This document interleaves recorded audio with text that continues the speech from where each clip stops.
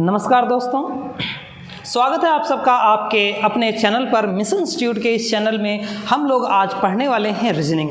जैसा कि आपको पता है कि रीजनिंग लगभग सभी पेपरों में महत्वपूर्ण भूमिका अदा करती है। अगर हम बात करें रीजनिंग की तो आने वाले पेपर जैसे आपका यूपीपीसीएल हो गया, यूपीपीसीएस हो गया, इस यूपीपीसीएस के सी साइड में और आने वाला जो आपका पेट है, पेट के बाद ना जाने कितनी वैकेंसी आ रही है जिसमें आपका रीजनिंग बहुत महत्वपूर्ण भूमिका अदा करती है और ये बहुत ही कम समय में हो जाती है। रीजनिंग हमें ये दिखाती है कि आप जितना ज़्यादा प्रैक्टिस करोगे उसका टाइमिंग उतना ही कम पड़ जाएगा। जैसे कि एवरेज के तौर पर अगर एसएससी की बात करें तो एसएससी में 25 क्वेश्चन हम लोगों को 17 या 18 मिनट में कर लेने होते हैं। तो अगर हम लोग इसकी कंटिन्यूटी प्रैक्टिस करेंगे और कुछ नए तरीक़ों से चीज़ों को सॉल्व करेंगे तो हो सकता है आपका हर एक क्वेश्चन 10 से 15 सेकंड में सॉल्व हो जाया करेगा। तो पहले अगर हम बात करें तो रीजनिंग में आखिर कितने टॉपिक होते हैं, उन टॉपिक्स में कौन कौन से ऐसे टॉपिक होते हैं जिनको पेपर के समय अगर हम रिवीजन करके चले जाएं तो वो हमारे पेपर को बहुत ही आसानी से क्वालिफाई करा देते हैं। वो पेपर यानी पेपर के समय हमें सारे टॉपिक्स को रिवीजन करने का टाइम नहीं मिलता है। कभी कभी आपने देखा होगा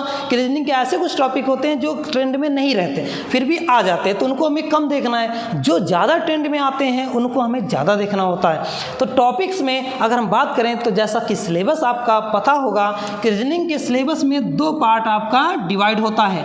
पहला पार्ट आपका होता है वर्बल, कौन सा बनता है वर्बल, और दूसरा होता है नॉन वर्बल। यानी वर्बल की अगर मैं बात करूं तो वर्बल मीन्स क्या होगा कि जो भी आपको क्वेश्चन दिया जाएगा वो लैंग्वेज पर होगा, वो शब्दों पर होगा। नॉन वर्बल की बात करूं तो नॉन वर्बल में ऐसा होगा कि जिसमें आपका जो भी क्वेश्चन दिया जाएगा वो आपके फिगर वाइज दे दिया गया। जैसे उसमें हम फिगर काउंटिंग बात कर सकते हैं, आपके मिरर इफेक्ट की बात कर सकते हैं, पेपर मोड़ना बात कर सकते हैं। ये सारे जो टॉपिक हैं ये आपके नॉन वर्बल में आते हैं। और वर्बल वाले टॉपिक्स में ऐसे टॉपिक जो आपकी सोच को बदलते हैं, आपकी सोच को डिफाइन करते हैं, वे सब के सब वर्बल होते हैं। वर्बल में जैसे कि हम लोग पहला अगर देखें तो आपने देखा होगा कि सबसे पहले हम लोग क्लासिफिकेशन देख लेते हैं। कौन सा क्लासिफिकेशन? क्लासिफिकेशन यानी वर्गीकरण। क्या होता है? वर्गीकरण। अच्छा, वर्गीकरण हमारा एक ऐसा टॉपिक है जिसमें वर्गीकरण एक ऐसा टॉपिक है जिसमें हम लोग आपका ज्योग्राफी भी जोड़ देते हैं, हिस्ट्री भी जोड़ देते हैं, आपकी जितनी भी जनरल नॉलेज है सब इसमें जोड़ देते हैं। 4 ऑप्शन दे देते हैं, बताते हैं कि क्या है। जैसे मैं एग्जांपल अगर बताऊं कि वर्गीकरण में आप कैसे चीज़ों को अलग करोगे, जैसे मैंने बोल दिया कि आपका बैंगन हो गया, टमाटर हो गया, आपका आलू हो गया, आपका गोभी हो गया, इन सब में अलग क्या है। तो अब आपको समझना पड़ेगा कि ये जो अलग करना है, जो अलग इसमें से कौन सा है वो किस बेस पर होगा, और उन सबको इस टॉपिक में हम लोग पढ़ते हैं। अच्छा, इसी के जैसा एक है एनालॉजी, यानी कौन सा? एनालॉजी। एनालॉजी में क्या होता है, इसको हम लोग हिंदी में बोलते हैं सादृश्यता। सादृश्यता मतलब उसके जैसा। सादृश्यता मीन्स क्या होगा? उसके जैसा। उसके जैसा मीन्स कि जैसे कि हम किसी का संबंध किसी के साथ दें तो सेम वैसा ही संबंध उसके साथ भी देना होगा। क्लियर? जैसे मैं एग्जांपल के तौर पर कह दूं कि अगर ए का संबंध जेड के साथ है और फिर कह दिया जाए कि बताइए बी का संबंध किसके साथ होगा, तो आप पहले एक नियम देखते हो कि आखिर किस नियम से ए का संबंध जेड के साथ है, फिर उसी नियम से बी को भी दिखाते हो। तो अगर हम लोग ऐसे नॉर्मली देखें इस क्वेश्चन को तो ए का संबंध जे के साथ हो गया, इसका मतलब विपरीत है, तो बी का विपरीत भी हमारा वाई हो जाएगा। इस तरह का जो भी टॉपिक हम लोग देखते हैं वो सादृश्यता में आता है। अब ये दोनों एक जैसे ही, यानी जब भी हम लोग पढ़ेंगे क्लासिफिकेशन, एनालॉजी, ये दोनों एक साथ पढ़ेंगे। एक साथ का मतलब पहले या तो ये टॉपिक को पढ़ेंगे फिर या तो ये टॉपिक को पढ़ेंगे। अब तीसरे नंबर पर हम लोग अगर बात करें तो आ जाता है घन, फिर घनाभ। तो देखो, घन और घनाभ ये यूपी के पेपरों में खूब पूछा जाता है। ठीक, ये यूपी के पेपरों में ठीक ठाक पूछा जाता है। घन हो गया, घनाभ हो गया। और इसी तरीके से तो घन घनाभ ये एक एक क्लास का टॉपिक है, अगर हमसे पढ़ लिया तो आपको घनघराब में किसी प्रकार के किसी भी क्वेश्चन के लिए अलग से प्रैक्टिस करनी नहीं होगी। हम लोग इतना ज़्यादा प्रैक्टिस कर लेंगे कि यहाँ पर जितने भी क्वेश्चन बन सकते हैं वो सबके सब क्वेश्चन बना देंगे, तो आपका एक नोट्स टाइप का बन जाएगा। और उसी तरीके से घनाभ भी है। अब अगर हम इन दोनों के बाद बात करें घनाभ के, तो अब आपका नया टॉपिक जो आ जाता है, अभी नॉन वर्बल की बात नहीं कर रहे हैं, अभी हम लोग वर्बल की ही बात कर रहे हैं। तो घनाभ के बाद हम लोग बात करेंगे रैंकिंग की। किसकी? रैंकिंग की। तो रैंकिंग क्या होगा? इस रैंकिंग में जस्ट हम लोग देखते हैं कि किसका, यानी किसी भी पंक्ति में बायां दायां, आपने इसके बारे में थोड़ा बहुत जानकारी ले रखी होगी। और हम लोग जब पढ़ेंगे तो इसके एक नए टाइप के क्वेश्चन, इतने बेहतरीन क्वेश्चन करेंगे कि इसमें जितने टाइप आपकी बुक में भी नहीं, उससे ज़्यादा टाइप हम लोग बना लेंगे कि आने वाले 2-3 सालों में जो नए क्वेश्चन आते हैं उनको भी इसी टॉपिक में हम लोग कवर कर लेंगे। रैंकिंग के बाद जस्ट हम लोग आते हैं सीटिंग अरेंजमेंट, यानी क्रम व्यवस्थीकरण। कौन सा? क्रम व्यवस्थीकरण। क्रम व्यवस्थीकरण यानी सिटिंग अरेंजमेंट। ये अब आपका ग्रुप डी में आपके लगभग, यानी अभी तक ये बैंकिंग का टॉपिक था, लेकिन अब आने वाले लगभग सभी पेपरों में ये बनेगा। आपको हो सकता है मे भी है कि आपको पेट वाले पेपर में भी इस क्वेश्चन को देखने को मिलेगा। अच्छा, क्रम व्यवस्थीकरण के बाद अब आपको क्रम व्यवस्थीकरण में देखेंगे तो हम लोग बताएंगे आपको कि रेखा में कैसे बैठाना है, फिर विपरीत रेखाओं में कैसे बैठाना है, फिर आपका हो जाएगा वृत्त में कैसे बैठाना है। वृत्त में भी 3 तरीके से आप लोगों को देखना होगा कि केंद्र की ओर, केंद्र के बाहर की ओर, यानी केंद्र की ओर मुख करके, केंद्र के बाहर की ओर, केंद्र की बाहर की ओर मुख करके, और फिर ये हो जाएगा कि कुछ केंद्र की ओर हैं और कुछ केंद्र के बाहर की ओर हैं, यानी कुछ केंद्र की ओर और कुछ केंद्र के बाहर की ओर। इस तरह से भी क्वेश्चन हम लोग करेंगे और बहुत ही बेहतरीन, बहुत ही नेक्स्ट लेवल के क्वेश्चन हम लोग इनमें सॉल्व करेंगे। अच्छा, इस टॉपिक के बाद हम लोग देखो, जैसे यहाँ पर रैंकिंग पढ़ लिया, क्रमव्यवस्थीकरण पढ़ लिया, तो इसके जस्ट बाद हम लोग पढ़ लेंगे पजल। कौन सा? पजल। पजल में क्या होगा, यानी इसको हम लोग देखेंगे पजल। ठीक, और ये भी आपका देखो, इस समय जो आपके पेपर चल रहे हैं ग्रुप डी के, उसमें भी पजल पूछी जाने लगी, क्रमव्यवस्थीकरण पूछा जाने लगा, रैंकिंग पूछी जाने लगी है। पहले अभी तक हम लोगों को ये और ये टॉपिक देखने को नहीं मिलता, यानी क्रमव्यवस्थीकरण और पजल देखने को नहीं मिलता था, लेकिन आने वाले सभी पेपरों में अब ये देख रहे हैं। और इसमें अगर आपका कंसंट्रेशन कम है, आपकी प्रैक्टिस कम है, तो पजल जल्दी सॉल्व नहीं होता है और बच्चों के लिए बहुत ज़्यादा परेशानी का सबब बनता है। तो दोस्तों, इसके लिए डरने की ज़रूरत नहीं है। हम लोग इसको जिस तरह से पढ़ेंगे, अगर एक बार आपने कॉन्सेप्ट को ठीक से समझ लिया तो पजल ही बहुत ही आसान हो जाता है। अब इसके बाद अगर हम लोग बात करें कि पजल भी हो गया, रैंकिंग हो गई, और हम लोग क्रमव्यवस्थीकरण के बाद अब अगर इसमें देखें तो आपका एक बहुत महत्वपूर्ण टॉपिक होता है, वो होता है ब्लड रिलेशन, यानी रक्त संबंध। रक्त संबंध ये आपके किसी ऐसा कोई भी ऐसा पेपर नहीं है अगर इस रीजनिंग पूछी गई तो उसमें 2 या 3 क्वेश्चन इसके ना आए। ब्लड रिलेशन यानी रक्त संबंध। रक्त संबंध का अगर हम लोग एडवांस क्वेश्चन में बात करेंगे तो ये आपका बन जाएगा कि पजल में भी रक्त संबंध जोड़ देते हैं। अब इसके बाद कोडिंग डिकोडिंग, ये बहुत ही इंपॉर्टेंट टॉपिक है रीजनिंग का, इससे कोई भी हमारा पेपर छूता नहीं है, यानी कोई भी हमारा पेपर अछूता नहीं है, और इसमें से 1 से 2 क्वेश्चन जरूर आएंगे। तो ये सब का सब हमारा कोडिंग डिकोडिंग के अंतर्गत आएगा। उसके बाद अगर हम बात करें, कोडिंग डिकोडिंग कंप्लीट हो गई। अब इसके बाद जो टॉपिक महत्वपूर्ण बनते हैं वो आपका होता है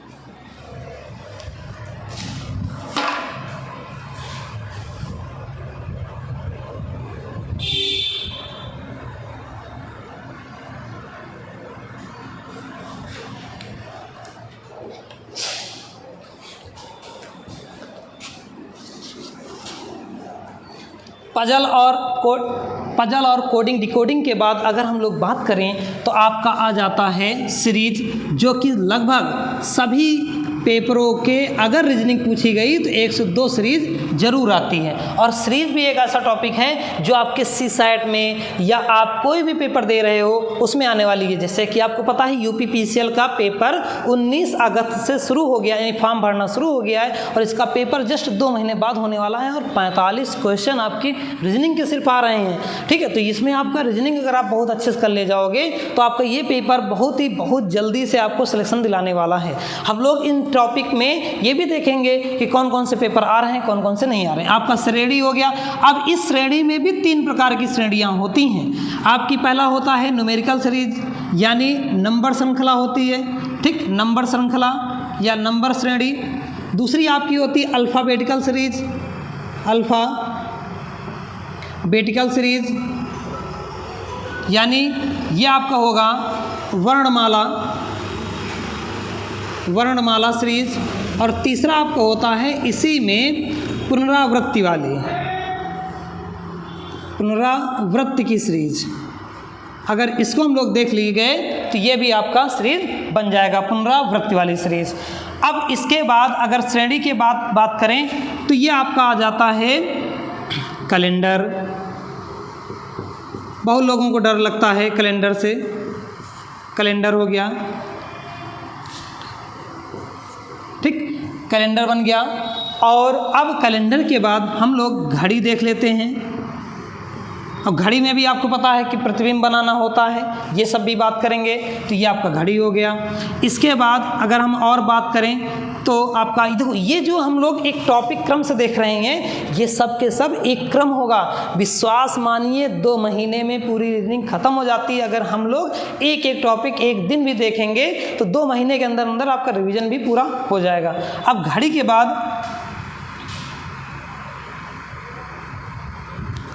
एक बहुत ही छोटा सा टॉपिक है पासा, उसको हम लोग देखेंगे। पासा से यूपी के लगभग पेपर में पूछा ही जाता है पासा से, यानी डाइस। कौन सा? डाइस। ये हो जाएगा क्लॉक और ये है कैलेंडर। ठीक है, अब इसके बाद हम बात करेंगे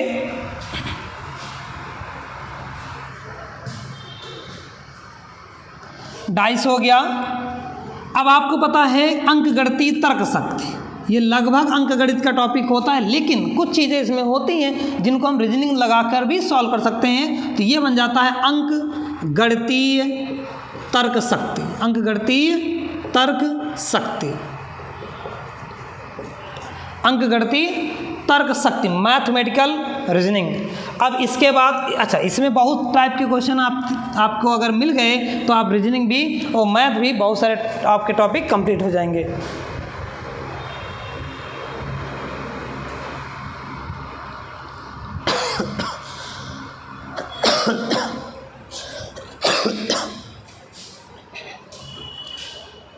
अंकगणितीय तर्कशक्ति, अंकगणितीय तर्कशक्ति सॉरी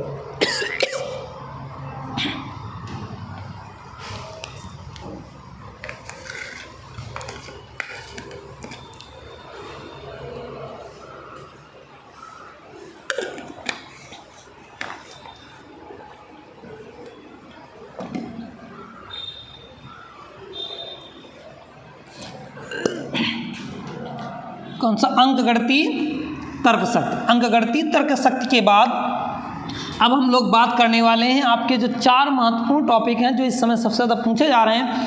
उनमें पहला है कथन और निष्कर्ष। ध्यान रखना दोस्तों, बहुत सारे लोग कंफ्यूज आते हैं कथन और निष्कर्ष में और न्याय निगमन में। दूसरा आपका बनता है न्याय निगमन। कौन सा? न्याय निगमन।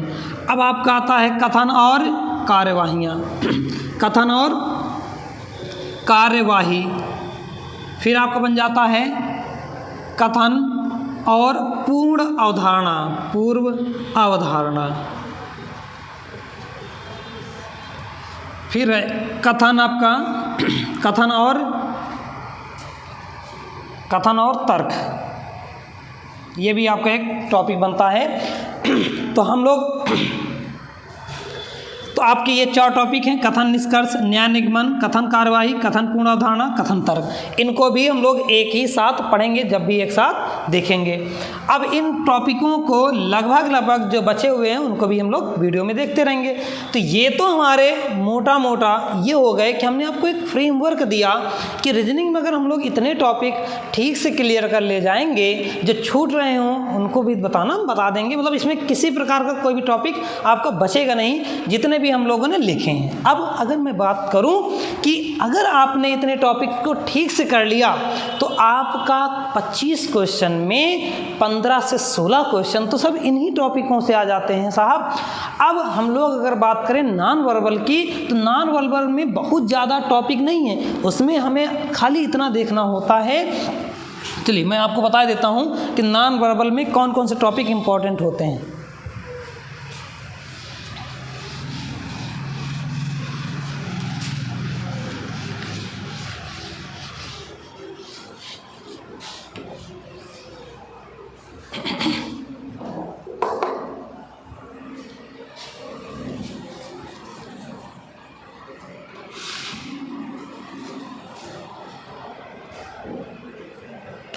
अब अगर मैं बात करूं नॉन